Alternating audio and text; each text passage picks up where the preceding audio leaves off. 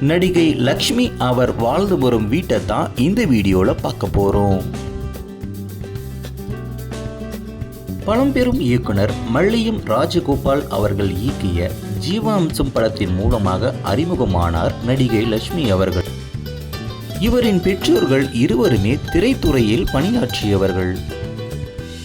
நடிகை லக்ஷ்மி அவர்கள் தனது ஆரம்ப காலத்தில் காவல்துறை அதிகாரியாக மாற வேண்டும் என்று அந்த ஆசையோடு கல்வியை தொடர்ந்தார். ஆனால் காலம் சூழ்நிலை அவரை மிகப்பெரிய நடிகையாக மாற்றியது.